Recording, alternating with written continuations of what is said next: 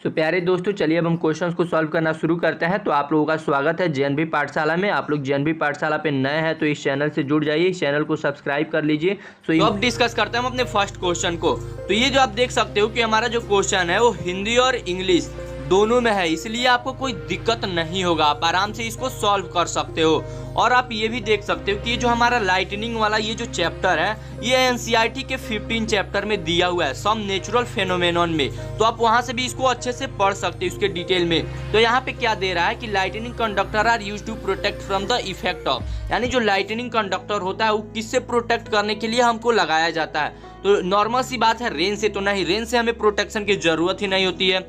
और नॉर्मल सी बात है, स्ट्रॉम हम हर समय आता नहीं है और फ्लूइड तो होगा ही नहीं। और यहाँ पे ऐसे ही लाइटनिंग शब्द दिया है तो हमारा ये लाइटनिंग वाला ऑप्शन ऐसे ही सही हो जाएगा, क्योंकि लाइटनिंग कंडक्टर जो है हमें लाइटनिंग से हमें बचाता है। अगर आप हिंदी मीडियम से हो तो ये त्वरित चालक होता है, ये हमें वज्रपात से बचाता है, यानी जो बिजली गिरता है उससे ये हमें बचाता है। अब देखते हैं हम अपने सेकेंड क्वेश्चन को। तो सेकेंड क्वेश्चन जो हमारा है वो साउंड चैप्टर से है, क्लास अर्थ के साउंड चैप्टर से। और जो साउंड चैप्टर है वो चैप्टर नंबर 13 है, तो इसको भी आप आराम से देख सकते हो।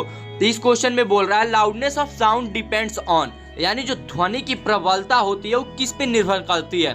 तो अगर आपने अच्छे से पढ़ा होगा तो आपको याद होगा कि इसके एम्पलीट्यूड पे, यानी जो इसके आयाम होता है उस पे इसका जो लाउडनेस होता है वो डिपेंड करता है। तो ये जो साउंड चैप्टर, इससे भी कुछ क्वेश्चंस आते हैं जो इम्पोर्टेंट है, तो आप इसको ध्यान दे देना। और इन सभी चीज़ों में आप डिफरेंस समझ जाना कि इन तीनों चीज़ों में क्या डिफरेंस होता है।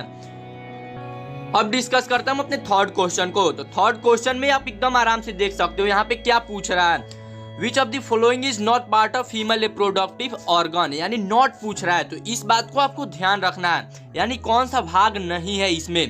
तो यही चीज अब आपको ढूंढना है। तो आप चाहो तो एक एक ऑप्शन को चेक कर सकते हो, यानी ये ओवरी, ये फीमेल का रिप्रोडक्टिव पार्ट है, ये फ्लोबियन ट्यूब, ये भी फीमेल का रिप्रोडक्टिव ऑर्गन है, और ये भी है। लेकिन ये जो स्पर्म डक्ट है, यानी ये जो वीर्य नलिका है, ये सिर्फ मेल में पाया जाता है। ये बहुत ही कॉमन क्वेश्चन है, तो आप इसको आराम से सॉल्व कर सकते हो, बहुत सारे कॉम्पिटिटिव एग्जाम में ये पूछता है। और ये जो हमारा क्वेश्चन है वो चैप्टर 9 से है, रिप्रोडक्शन इन एनिमल वाले चैप्टर से। तो हम अपने नेक्स्ट क्वेश्चन को देखते हैं। तो नेक्स्ट क्वेश्चन क्या पूछ रहा है, cell wall is absent in. अब एक बात को आप ध्यान दो, इसमें ये क्या पूछ रहा है कि सेल वॉल अनुपस्थित होता है। ये नहीं पूछ रहा है कि किसमें प्रेजेंट होता है, ये पूछ रहा है कि किसमें जो होता है मतलब होता ही नहीं है, किसमें नहीं पाया जाता है। तो इस बात को अब आपको ध्यान देना है। जो सेल वॉल होता है वो वनस्पति कोशिका यानी प्लांट सेल में पाया जाता है, न्यूक्लियस में भी पाया जाता है, लेकिन एनिमल सेल यानी प्राणी कोशिका में नहीं पाया जाता है। इसलिए ये हमारा ऑप्शन हो जाएगा, क्योंकि सेल वॉल जो होता है वो एनिमल सेल में एब्सेंट होता है। और ये जो सेल वॉल होता है ये सेल चैप्टर से ही लिया गया है, और सेल चैप्टर हमारे एनसीईआरटी के चैप्टर नंबर 8 में दिया हुआ है। तो आप चैप्टर नंबर 8 को अच्छे से पढ़ लेना, क्योंकि सेल से भी बहुत सारे क्वेश्चंस पूछे जाते हैं। सेल बहुत ही इंपॉर्टेंट चैप्टर है। सो प्यारे बच्चों, आप लोगों के लिए बहुत बेहतरीन ऑफर है। देखिए, जेएनवी पाठशाला ने आप लोगों के लिए स्पेशली क्या किया है कि क्वेश्चंस बैंक बनाया है, और उसमें क्या होगा कि आप लोगों के लिए बहुत ज़्यादा क्वेश्चंस आपको मिल जाएंगे। लगभग आपको जो क्वेश्चंस मिलेंगे, आप यकीन मान करके चलो कि आपको 420 यानी आपको 2000 के आसपास क्वेश्चंस मिल जाएंगे, पूरा का पूरा हर एक सब्जेक्ट का। और सब्जेक्ट वाइज मिलेगा कि हिंदी का, इंग्लिश का, मैथ का, साइंस का। और आपको लैंग्वेज की भी वेरिएंट नहीं मिलेगी। अगर आप हिंदी मीडियम से हो तो आपको हिंदी में मिलेगा, इंग्लिश मीडियम से हो तो इंग्लिश में मिलेगा। और जेएनवी पाठशाला का ये जो कोर्स है ये आपको पीडीएफ फॉर्म में मिलेगा, और ये सिर्फ आपको 49 रुपीज़ में यानी 49 रुपये में पड़ेगा। तो आप नीचे डिस्क्रिप्शन में मैंने लिंक दे दिया है, आप जा करके वहाँ से डायरेक्ट उसको परचेस कर सकते हो। और परचेस करने के बाद से कुछ देर का वेट करना, आपको उसका पीडीएफ मिल जाएगा। और बाई चांस मान लीजिए कि कई बार क्या होता है कि वेबसाइट वगैरह थोड़ा प्रॉपर तरीके से काम ना करे, किसी को पीडीएफ नहीं भी मिलता है, तो आप बिल्कुल भी चिंता मत कीजिएगा। मेरे पास नोटिफिकेशन आ जाता है अगर आप कोर्स परचेस करते हो, तो मैं उसको ऐड कर दूंगा आपको कोर्स में। और नहीं तो आप चाहो तो मुझे कांटेक्ट भी कर सकते हो, यहाँ पे मेरा ईमेल वगैरह है। तो अगर आप 20 अप्रैल से पहले हमारा कोर्स खरीदते हो तो आपको हिंदी और इंग्लिश दोनों का कोर्स एक साथ दे दिया जाएगा, सिर्फ 49 रुपये में ही। तो नीचे डिस्क्रिप्शन में लिंक दिया गया, आप जल्दी जा करके इस ऑफर का लाभ उठाओ। ये सिर्फ आपको 20 अप्रैल तक ही ऑफर दिया जाएगा। हम डिस्कस करते हैं अपने नेक्स्ट क्वेश्चन को। तो नेक्स्ट क्वेश्चन में हमारा क्या पूछ रहा है, rusting of iron is due to. तो आप इसमें एक थोड़ा सा मतलब ध्यान दो कि ये जो क्वेश्चन है वो कहाँ से पूछा गया है। तो ये जो क्लास 7th होता है, तो क्लास 7th में ही आपको रस्टिंग के बारे में पढ़ाया गया है। यानी जो लोहे पे जंग लगता है उसके बारे में। तो ये क्लास 7 से क्वेश्चन उठाया है, तो इस बात को आपको ध्यान रखना है। तो यहाँ पे हम देख रहे हैं कि rusting of iron is due to, मतलब लोहे में जो जंग लगता है वो किस कारण से होता है। तो हीट की वजह से तो होगा नहीं, और रिडक्शन की वजह से तो होगा नहीं, और ना ही ये धात्विक जो करण है इसके कारण होगा, यानी मेटलाइजेशन के कारण होगा। अब यहाँ पे हमारे पास एक ऑप्शन बचा है ऑक्सीकरण यानी ऑक्सीडेशन। तो जहां भी ऑक्सीडेशन आ गया यानी वहां पे समझ जाओ कि ऑक्सीजन प्रेजेंट है, और जहां भी ऑक्सीजन प्रेजेंट है वहां पे वो आयरन के साथ अगर ऑक्सीजन मिलेगा तो वहां पे वो रस्ट बनाएगा ही, और जहां पे ही रस्ट बनेगा वहां पे रस्टिंग की प्रोसेस होगी ही। क्लास अर्थ में भी थोड़ा बहुत इसके बारे में दिया है। तो क्लास अर्थ में चैप्टर 4 में मेटल और नॉन मेटल वाला जो चैप्टर है उसी में इसके बारे में थोड़ा बहुत दिया है, तो आप चाहो तो वहां से भी पढ़ सकते हो। नेक्स्ट क्वेश्चन को डिस्कस करते हैं। तो नेक्स्ट क्वेश्चन हमारा है फर्मेंटेशन वाज डिस्कवर्ड बाय, अगर जिनको इंग्लिश नहीं आता है वो हिंदी में भी पढ़ सकते हैं। किण्वन यानी खमीर की खोज किसके द्वारा की गई। तो यहाँ पे हमारे पास अब ऑप्शन है, तो आपको आप यहाँ पे 3 नाम दिया हुआ है। ये तीनों जो और ये जो क्वेश्चन है यानी ये तीनों जो नाम है ये चैप्टर नंबर 2 से उठाया गया है, माइक्रो ऑर्गेनिज्म वाले चैप्टर से, और ये काफी कॉमन क्वेश्चन भी है, मतलब ये कई कॉम्पिटेटिव एग्जाम में भी पूछता है। तो अब एक एक करके हम थोड़ा तीनों लोगों के बारे में थोड़ा समझते हैं कि ये तीनों लोग कौन थे और किस किस चीज का डिस्कवरी किए थे, क्योंकि इन तीनों लोगों में बहुत सारे लोग कंफ्यूजन में पड़े रहते हैं। तो इन तीनों लोगों का कंफ्यूजन मैं आज आपका दूर कर दूंगा। तो सबसे पहले अलेक्जेंडर फ्लेमिंग, तो ये जो थे ये पेंसिलिन का खोज किए थे, पेंसिलिन का डिस्कवरी इन्होंने किया था। तो ये फ्लेमिंग और फ्लेमिंग पेंसिलिन यानी ये मिलता जुलता नाम है, तो इससे आप इनको याद रखते हो। अब एडवर्ड जेनर की हम बात करते हैं। तो एडवर्ड जेनर जो थे इन्होंने स्मॉल पॉक्स का जो वैक्सीन होता है उसको बनाया था। तो एडवर्ड जेनर ने स्मॉल पॉक्स का वैक्सीन सबसे पहले बनाया था, और इन्होंने वैक्सीन बनाया था 1798 में। अब बात करते हैं हम लुई पास्चर की। तो यही लुई पास्चर है जिन्होंने फर्मेंटेशन का डिस्कवरी किया था। अब थोड़ा सा हम बता देते हैं कि जो लुई पास्चर है इन्होंने 1857 में, जब हमारे देश में सबसे पहले आंदोलन चल रहा था 1857 में, उसी समय इन्होंने फर्मेंटेशन की डिस्कवरी की। अब ये फर्मेंटेशन थोड़ा सा मैं आपको समझा दूं, ये फर्मेंटेशन का जो प्रोसेस है इसमें मतलब अल्कोहल तैयार किया जाता है शुगर के हेल्प से। तो यही फर्मेंटेशन है। तो इसको आप याद रख सकते हो कि जब हमारे देश में आज़ादी के लिए लड़ाई हो रही थी उस समय इनको शराब बनाने की पड़ी थी इस लुई पास्चर जी को। अब हम अपने नेक्स्ट क्वेश्चन को देखते हैं। तो ये हमारा नेक्स्ट क्वेश्चन है, which of the following can be beaten into thin sheets, यानी ये बोल रहा है कि किसे पतली चादर के रूप में पीटा जा सकता है। तो आपको पता है कि सिर्फ मेटल को ही पीटा जा सकता है, और मेटल की इसी प्रोसेस को हम मेलेबिलिटी भी बोलते हैं। अब आपको पता करना है कि इन चारों में से कौन मेटल है और बाकी 3 नॉन मेटल होगा, यानी जो मेटल नहीं होगा और धातु होगा। तो एक एक करके हम पता करते हैं। तो सबसे पहले ऑक्सीजन, तो आपको पता है कि ऑक्सीजन को मतलब ऑक्सीजन मेटल नहीं है, नॉन मेटल है, तो ऑक्सीजन हमारा गलत हो गया। सेकंड फास्फोरस, तो इसका भी मतलब ये भी नॉन मेटल है।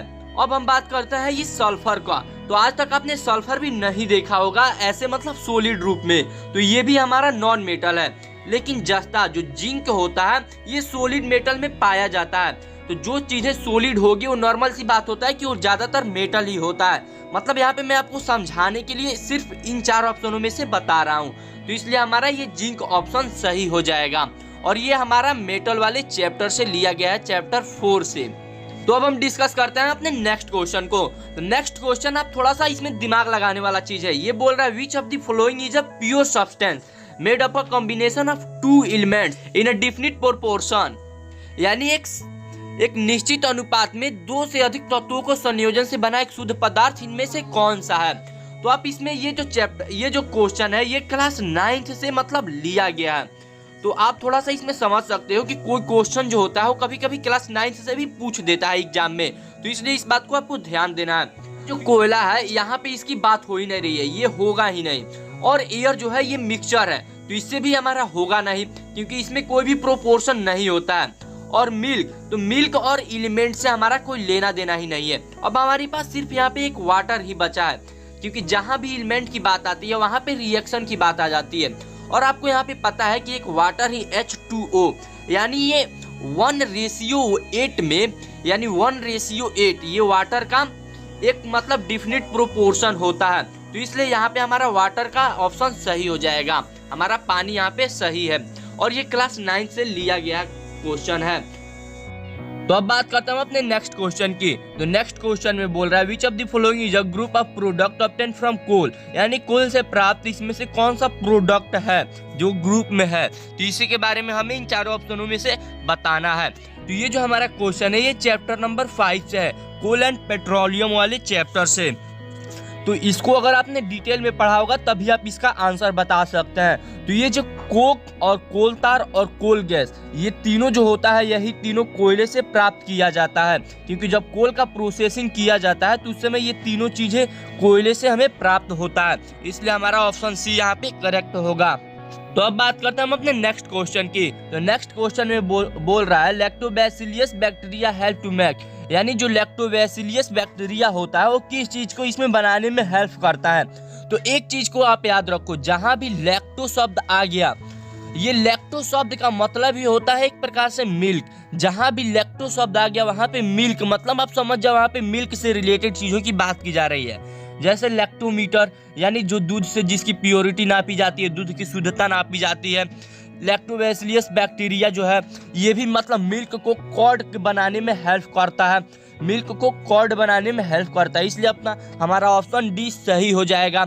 और ये बहुत ही कॉमन क्वेश्चन है, ये बहुत सारे एंट्रेंस एग्जाम में पूछता है।